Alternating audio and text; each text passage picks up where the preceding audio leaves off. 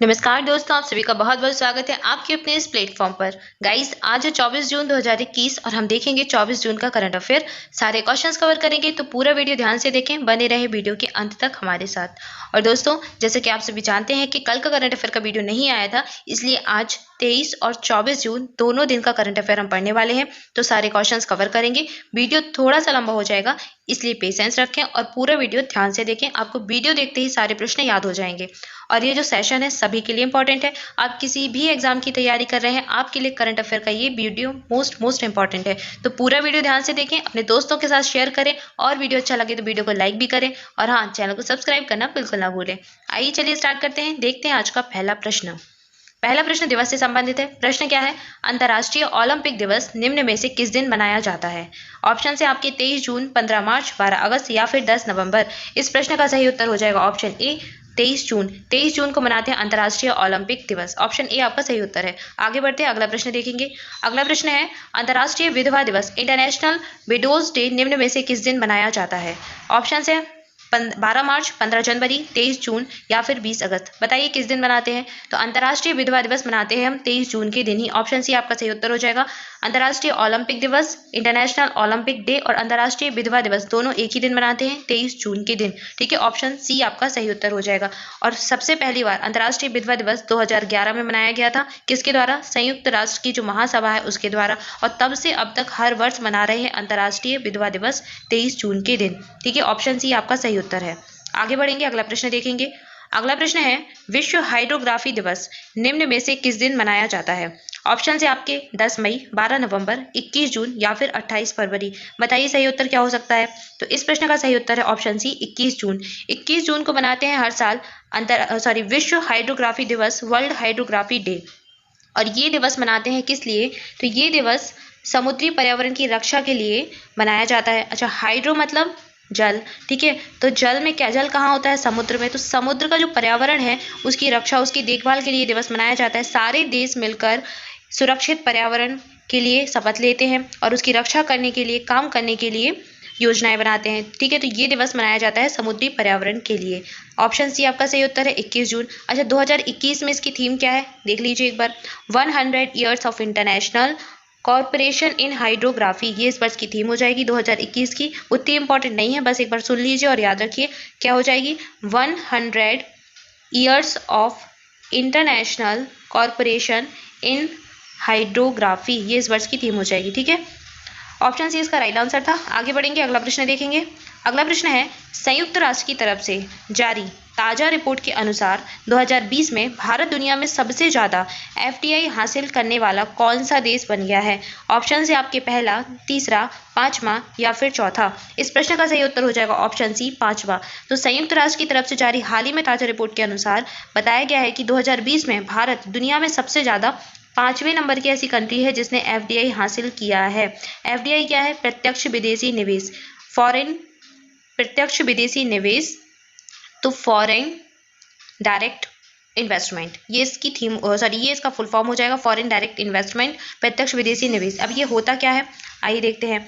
जैसे कि ये अपना भारत है, ठीक है, और ये है यूएसए यानी कि अमेरिका। तो अमेरिका से या फिर विदेश से कोई भी कंपनी आके भारत में इन्वेस्ट करे, भारत की किसी कंपनी का शेयर खरीदे या फिर भारत में कहीं पर अपनी कंपनी इस्टेब्लिश करे, तो आके वो भारत में तो पैसा लगाएगी ना, ये खरीदने के लिए, शेयर खरीदने के लिए। तो इसी को कहा जाता है प्रत्यक्ष विदेशी निवेश। जो विदेश से निवेश आता है उसे कहते हैं फॉरेन डायरेक्ट इन्वेस्टमेंट। ठीक है, एफडीआई। तो ये हासिल करने वाला 2020 में भारत दुनिया का 5वें नंबर का देश बन गया है।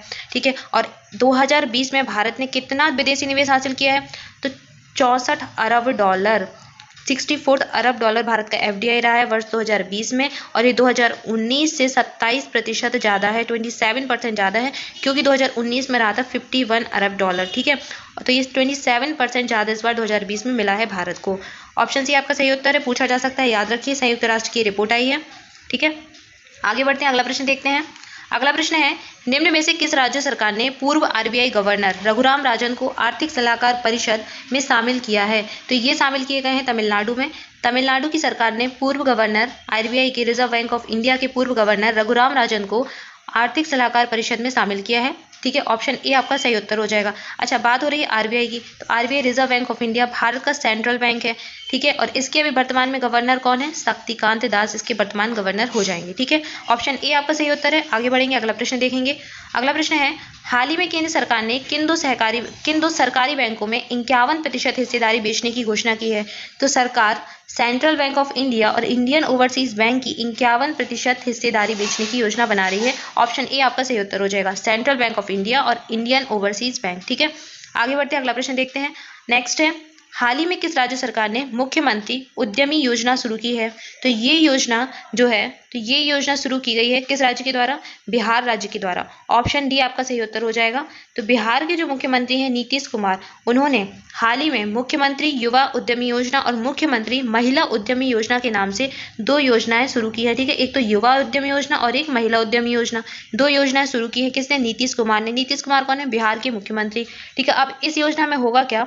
इस योजना के तहत युवा उद्यमी को 10 लाख रुपए प्रदान किए जाएंगे। अब ये 10 लाख 2 कैटेगरी में होंगे। 10 लाख में 5 लाख रुपए का तो अनुदान सरकार देगी और 5 लाख रुपए जो युवा है या फिर उद्यमी है उसको कर्ज के रूप में दिए जाएंगे 1% ब्याज की दर पर, ठीक है। आई होप सारे पॉइंट क्लियर हो गए होंगे आपको। 10 लाख रुपए दिए जाएंगे, 5 लाख अनुदान के रूप में, 5 लाख कर्ज के रूप में, 1% ब्याज की दर पर, ठीक है। कहाँ की योजना है? बिहार राज्य की योजना है, नीतीश कुमार ने प्रारंभ की है। ऑप्शन डी आपका सही उत्तर हो जाएगा। नेक्स्ट देखते हैं, अगला प्रश्न है आपके लिए, भारत और किस देश ने हाल ही में हाइड्रोजन टास्क फोर्स लॉन्च किया है? तो ये भारत ने अमेरिका के साथ मिलकर लॉन्च किया है हाइड्रोजन टास्क फोर्स। भारत और अमेरिका ने हाइड्रोजन टास्क फोर्स को लॉन्च किया है, ठीक है। अब अमेरिका ने strategic clean energy partnership SCEP और भारत का जो US India strategic partnership forum है उसके अनुसार भारत और अमेरिका ने मिलकर एक हाइड्रोजन टास्क फोर्स शुरू किया है जो भारत के ऊर्जा सुरक्षा प्रयासों को बढ़ावा देगा, ठीक है। तो भारत के जो ऊर्जा सुरक्षा प्रयास हैं उनको इसके तहत बढ़ावा दिया जाएगा। याद रखिए, भारत ने अमेरिका के साथ मिलकर ये शुरू किया है। ऑप्शन ए आपका सही उत्तर हो जाएगा। आगे बढ़ेंगे, अगला प्रश्न देखेंगे। नेक्स्ट है, प्रधानमंत्री नरेंद्र मोदी ने अंतर्राष्ट्रीय योग दिवस के अवसर पर किस ऐप को लॉन्च किया है? तो ये प्रधानमंत्री के द्वारा लॉन्च किया गया ऐप है कब? अंतर्राष्ट्रीय योग दिवस के अवसर पर। इस प्रश्न का सही उत्तर तो हो जाएगा option B, M Yoga app launch किया गया है। अब बात हो रही है अंतर्राष्ट्रीय योग दिवस की, कब होता है? 21 जून को ये दिवस मनाया जाता है। सबसे पहली बार 2015 में मनाया गया था। कहाँ से? नई दिल्ली के राजपथ से नरेंद्र मोदी के द्वारा इसको प्रारंभ किया गया था। और अभी एम योगा नामक ऐप लॉन्च किया है प्रधानमंत्री नरेंद्र मोदी ने इस दिवस के अवसर पर 2021 में, ठीक है। अब इस ऐप में है क्या? तो इस ऐप में कॉमन योगा प्रोटोकॉल के आधार पर योग प्रशिक्षण के कई वीडियो दुनिया के अलग अलग भाषाओं में उपलब्ध रहेंगे। तो भारत ने इस ऐप को विश्व स्वास्थ्य संगठन यानी कि WHO के साथ मिलकर बनाया है, ठीक है। तो भारत और WHO ने इसको डेवलप किया है और इस पर बहुत सारे वीडियो उपलब्ध रहेंगे जो अलग अलग भाषाओं में रहेंगे, ठीक है। इससे क्या होगा? योग को प्रमोट किया जाएगा, ठीक है। तो एम योगा भारत ने WHO के साथ मिलकर बनाया है एप्लीकेशन। ऑप्शन बी सही उत्तर हो जाएगा। आगे बढ़ेंगे, अगला प्रश्न है, निम्न में से किस देश की भारोत्तोलक लॉरेल हॉवर्ड ओलंपिक के लिए चुनी जाने वाली पहली ट्रांसजेंडर एथलीट बन गई हैं? तो ये जो एथलीट है ये है न्यूजीलैंड की। ऑप्शन बी सही उत्तर हो जाएगा, लॉरेल हॉवर्ड ट्रांसजेंडर ऐसी पहली ट्रांसजेंडर एथलीट बन गई हैं जो कि ओलंपिक के लिए चुनी गई हैं। किसमें? भारोत्तोलक में। तो 87 वर्ग में ये चुनी गई हैं। इसके अलावा क्या है, 2013 में भी ये ओलंपिक में शामिल हो चुकी है, पर वर्ष 2013 में ये पुरुष की कैटेगरी यानी कि मेल की कैटेगरी में शामिल हुई थी और अब इस बार ये ट्रांसजेंडर की कैटेगरी में शामिल होने वाली पहली एथलीट बन गई हैं, ठीक है। तो ये ट्रांसजेंडर थी जो कि मेल की कैटेगरी से 2013 में शामिल हुई थी, लेकिन अब ये ट्रांसजेंडर की कैटेगरी से शामिल होंगी ओलंपिक में, ठीक है। ऑप्शन भी आपका सही उत्तर हो जाएगा। इंपॉर्टेंट क्वेश्चन है, नाम याद रखिए। लॉरेल हॉवर्ड कहाँ की है? न्यूजीलैंड की ट्रांसजेंडर है और एथलीट है, ठीक है। आगे बढ़ते हैं, अगला प्रश्न देखते हैं। अगला प्रश्न है, centre for science and environment द्वारा जारी ईज ऑफ लिविंग इंडेक्स 2020 में किस शहर को भारत के सबसे रहने योग्य शहर के रूप में नामित किया गया है? तो ये भारत का शहर बना है बेंगलुरु भारत का सबसे अधिक रहने योग्य शहर के रूप में नामित हुआ है centre for science and environment द्वारा जारी ईज ऑफ लिविंग इंडेक्स 2020 के अनुसार, ठीक है। तो पहले नंबर पर तो आया है बेंगलुरु, दूसरे नंबर पर आया है चेन्नई। तो चेन्नई का नाम भी याद रखें। ऑप्शन सी सही उत्तर है। अगला प्रश्न देखेंगे। अगला प्रश्न है, हाल ही में किस राज्य सरकार ने 1 वर्षीय पाठ्यक्रम योग विज्ञान को शुरू करने की घोषणा की है? तो ये योग विज्ञान किसके द्वारा शुरू किया गया है? तो ये शुरू किया है ऑप्शन डी, दिल्ली के जो मुख्यमंत्री हैं अरविंद केजरीवाल, उनके द्वारा। तो अंतर्राष्ट्रीय योग दिवस के अवसर पर दिल्ली में गली मोहल्लों तक योग को पहुंचाने के विजन के लिए ये शुरुआत की गई है। ठीक है, अब क्या होगा, योग विज्ञान पाठ्यक्रम 1 वर्षीय होगा। इसके तहत क्या होगा कि बहुत सारे केंद्र खोले जाएंगे और केंद्रों पर एक इंस्ट्रक्टर होगा जो कि ट्रेनिंग उसको दी जाएगी योग की, और बाद में यही इंस्ट्रक्टर जो रहेगा, जो योग का ट्रेनर रहेगा, वो सार्वजनिक जगह जैसे कि हो गया पार्क हो गया आपका, ठीक है, और भी गली मोहल्ले हो गए, वहां जाकर योग सिखाएगा लोगों के बीच जाकर उन्हें योग की ट्रेनिंग देगा। ठीक है, तो क्या होगा, इससे घर घर तक योग पहुंच जाएगा, लोग योग के लिए जागरूक हो जाएंगे। अच्छा, यहाँ तक कि इसके लिए दिल्ली सरकार ने इस बार के बजट में 25 करोड़ रुपए की राशि का प्रावधान भी किया है। ठीक है, तो इसी के तहत अब एक साथ 21 सेंटर खोले जा रहे हैं, जिसमें अभी तक लगभग 450 छात्र छात्राओं ने एडमिशन भी ले लिया है, रजिस्टर करवा चुके हैं। ठीक है, तो 21 केंद्र खोले गए हैं और 1 वर्ष का पाठ्यक्रम योग विज्ञान शुरू किया है दिल्ली की सरकार के द्वारा। ऑप्शन डी आपका सही उत्तर हो जाएगा। अगला प्रश्न देखेंगे। अगला प्रश्न है, वैश्विक शांति सूचकांक के 15वें संस्करण में 163 देशों की सूची में किस देश को दुनिया का सबसे शांति प्रिय देश घोषित किया गया है? तो ये देश जो है वो बना है आइसलैंड। आइसलैंड इस सूचकांक में पहले नंबर पर आया है। ठीक है, तो वैश्विक शांति सूचकांक इसका 15वां संस्करण आया, अभी 163 देश इसमें शामिल थे, तो इसमें पहले स्थान पर जो रहा वो रहा आइसलैंड। ठीक है, तो अब भारत की चर्चा भी कर लेते हैं। तो इंडिया की जो रैंक है वो इंपॉर्टेंट है आपके लिए, और भारत है 135वें नंबर पर। ठीक है, 135th भारत की जो रैंक है वो है 163 देशों में। अब जो इस सूचकांक में विश्व के 163 स्वतंत्र देश या फिर क्षेत्र हैं, उनको शांति के अनुसार रैंकिंग प्रदान की गई है। ठीक है, भारत की रैंक है 135वीं।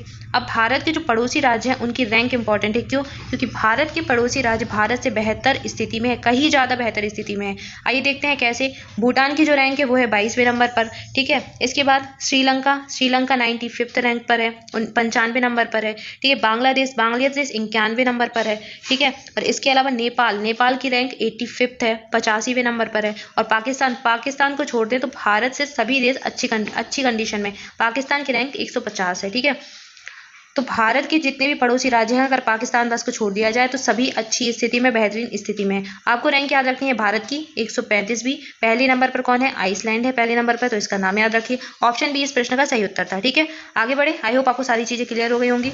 अगला प्रश्न देखते हैं। अगला प्रश्न है, न्यायमूर्ति मुनीश्वर नाथ भंडारी को हाल ही में किस उच्च न्यायालय का कार्यवाहक मुख्य न्यायाधीश नियुक्त किया गया है? तो ये नियुक्त हुए इलाहाबाद उच्च न्यायालय के कार्यवाहक न्यायाधीश मुनीश्वर नाथ भंडारी। इलाहाबाद उच्च न्यायालय के कार्यवाहक न्यायाधीश नियुक्त हुए हैं हाल ही में। ऑप्शन ए सही उत्तर है। अगला प्रश्न देखेंगे।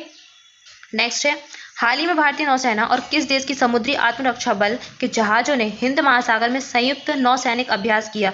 तो ये भारत की नौसेना ने मिलकर किया है जापान के साथ। ठीक है, आत्मरक्षा बल के जहाजों ने हिंद महासागर में ये एक्सरसाइज की है, नौसेना की एक्सरसाइज थी, भारत ने जापान के साथ की है। ऑप्शन डी सही उत्तर है। अगला प्रश्न देखेंगे, और आज के लिए आपका प्रश्न है, निम्न में से कौन सी महिला खिलाड़ी टेस्ट मैच की दोनों पारियों में अर्धशतक बनाने वाली पहली भारतीय एवं दुनिया की चौथी बल्लेबाज बन गई है? सही उत्तर आपको बताना है। ऑप्शन से आपकी स्मृति मंधाना, मिताली राज, हरमनप्रीत कौर और सैफाली वर्मा। इस प्रश्न का सही उत्तर आप सभी करें, कमेंट बॉक्स में आंसर करें। और thank you guys for watching this video. आप सभी घर पर रहें, अपनी पढ़ाई करते रहें। वीडियो अच्छा लगे तो वीडियो को लाइक करें, अपने दोस्तों के साथ शेयर करें और चैनल को सब्सक्राइब करना बिल्कुल ना भूलें। और साथ ही साथ कर दे बेल आइकन प्रेस, ताकि जो नया वीडियो है उसका नोटिफिकेशन आपको आसानी से मिल जाए। आज के लिए इतना ही, मिलते हैं नेक्स्ट वीडियो में। Thank you so much.